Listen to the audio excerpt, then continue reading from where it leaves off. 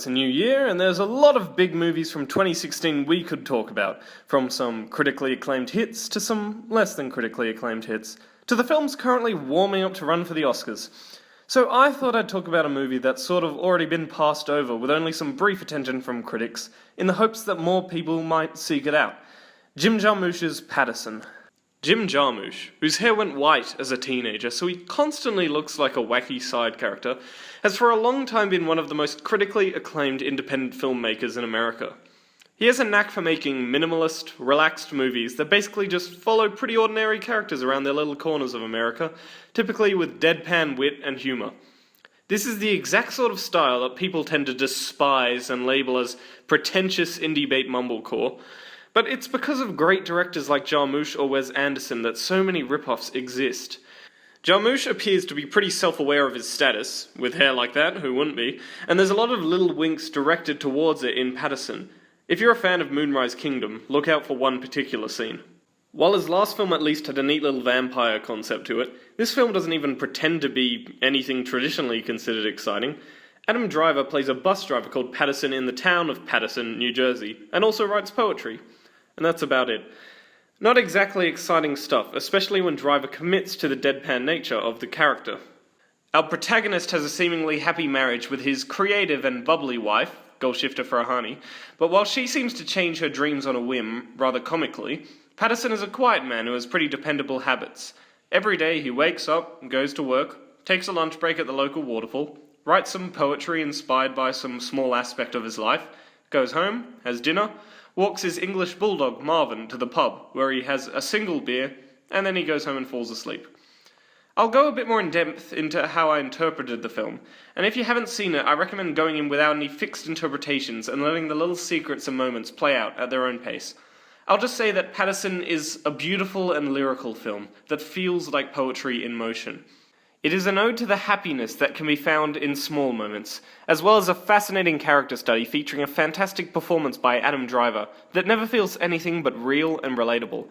It's at different times hilarious and heartbreaking, but never disingenuous, and is filled with people that I loved spending time with and seeing their interactions. I highly recommend it, but don't go in expecting too much action. Also, there is a really good dog. So moving on to the more analytical side, Paterson the character is obviously a massive fan of American poet William Carlos Williams, who also lived in Paterson and wrote a well-known epic called Paterson, and the film Paterson clearly owes a debt to him. You see why this is confusing? Williams' works were meant as a response to the Eurocentric and reference-heavy poetry of T.S. Eliot, in an attempt to create a differing modernist form that properly represented the people and culture of America. This working-class poetry often used short, sharp phrases to create clear images of ordinary objects, as if to say that even a tractor holds as much importance as anything else in the world. Jarmusch himself grew up in the middle-class heartland of America, and is apparently a great fan of literature, and here he appears to be appropriating the feel of Williams to match his own style, and professes love for the ordinariness of most people's lives. As he said once in an interview, "There's something about the cycle of life that's very important, and to have that removed would be a burden." And Jarmusch's lilting, poetic style is perfect to transfer Williams' poetry from the literary to the cinematic. Just listen to Williams reading one of his own poems that's also used. This is just to say, I have eaten the plums that were in the icebox and which you were probably saving for breakfast. Forgive me, they were delicious, so sweet and so cold. It's not exactly compelling stuff, but Jarmusch has top-quality actors to read it out in character, and uses cinematic techniques to recreate the same feeling that the poetry evokes. So what techniques does he use? Well, poetry is based on rhythms and patterns, and there is a strong sense of both of these in Paterson, and how they connect to the mundanities of American life. The poster shot of Paterson and his wife in bed is used to divide the film into verses at the start of each day, and these very still similar shots are probably the most beautiful and romantic of the film. The fact that these are the only other times that text is used other than for poetry also calls to mind the poetic nature of the repetition. Similarly, every day Paterson comes home and has to straighten out his mailbox, but what seems like a small and inconsequential detail of his life turns out to have unexpected humour and importance that even Paterson doesn't know about, expanding the seemingly limited depth of his world. The audience is drawn into the cycle of Paterson's life, and the camera is deliberately used to show the world as he sees it. There are drawn-out shots of the view out of the bus windshield as he drives, blurred montages of images he sees throughout the town, as well as his halting inner monologue and the text on screen as he devises his own poetry based on these experiences. Images we see early on, such as a box of matches, unfold to have unforeseen beauty and artistry in the future through his writing. It seems significant that he often travels to the Paterson Falls to write, which was also an important part of Williams' poetry, yet his writing never seems to focus on the traditionally used natural beauty of the landscape. This seems partly why the poem of a little girl he encounters that describes water falling appeals to him so much, as if he has never thought of the words himself, but through connecting to others he has enriched his world. Water falls. Water falls from the bright air. It falls like hair, falling across a young girl's shoulders. Water falls, making pools in the asphalt, dirty mirrors with clouds and buildings inside. It falls on the roof of my house, it falls on my mother and on my hair. Most people call it rain.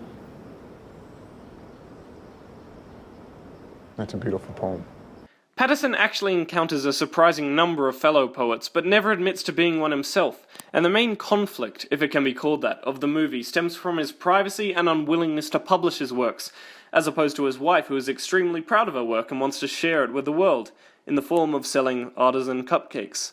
His unwillingness leads to a situation where his status as an artist seems to be in doubt, but yet another poem helps him out, in what could seem like a deus ex machina in a different film. As a spoiler, the poet hands him an empty notebook after his is destroyed, almost winking as he says that loss can lead to new opportunities. There is a made-up word sourced from the Dictionary of Obscure Sorrows I'd like to mention here, sonder. The realization that every random passerby is living a life as vivid and complex as your own, populated with their own ambitions, friends, routines, worries, and inherited craziness. Jarmusch seems to see the world in this way. Quiet observation of life's intricacies apparently brings serendipitous rewards, while the practice of poetry attracts tangible human connections. There are many more small interactions like this, from people repeating the same joke but to different effect, to him encountering a rapper with whom he shares a moment of artistic respect, despite their differences. Indeed, the differences between him and his wife also highlight key themes of duality, compromise, and individuality. There are many moments where things don't go quite right for Paterson or another character, highlighted especially with the relationships of his bartender friend as well as an actor who frequents the bar. However, the potentially serious problems encountered by these characters, as well as other issues such as the bus breaking down, are ultimately resolved without incident through a natural process of compromise. Man, what would you do? You love somebody more than anything in the whole damn world. You worship her. You don't want to be alive without her, and she says she doesn't want you. There is also a repeated motif of twins that Paterson keeps encountering after his wife mentions that she had a dream involving twins. Much like he never brings up his love of writing poetry, he never actually draws attention to this or mentions it, with his observations being conveyed through brief shots of his eyes. Likewise, they're never pointed out to the audience, and if you're just passively sitting through enjoying the ride you might not notice, but the pattern again brings to mind the duality of humanity, the way we perceive patterns and images, as well as the rhymes and poetry that do exist in real life. Again, it's like poetry, so if they rhyme. So what's exactly my point here then? I guess I'm saying that Paterson is a far more complex and layered film than it seems, given the simple concept, and it emphasizes how important the connections we make with others are, and how this relates to art, going back again to the low-key style of William Carlos Williams.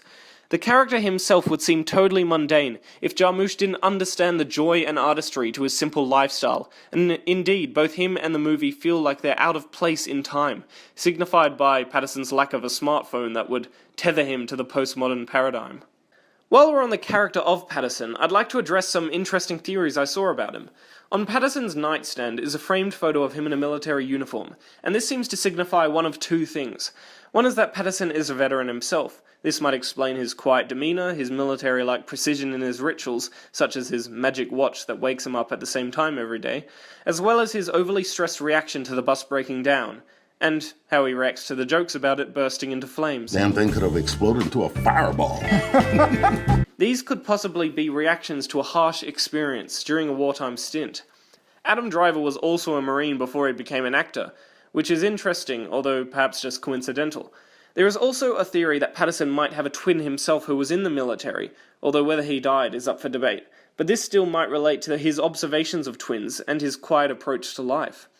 I don't personally agree or disagree with these, but again, it shows the detail and thought that have gone into this movie and this character that such theories can exist. Honestly, I can bullshit about this all day, but I mostly want people to watch this and simply enjoy the journey and the poetry in motion. If art is powerful due to how it makes us feel, then a film like Paterson succeeds because it not only transfers the poetic to the cinematic, but inspires emotions that I haven't felt in many other films. A bus driver in Paterson. Aha. Aha, what? This is very poetic. Get my ass kicked today. Who are you playing? Myself.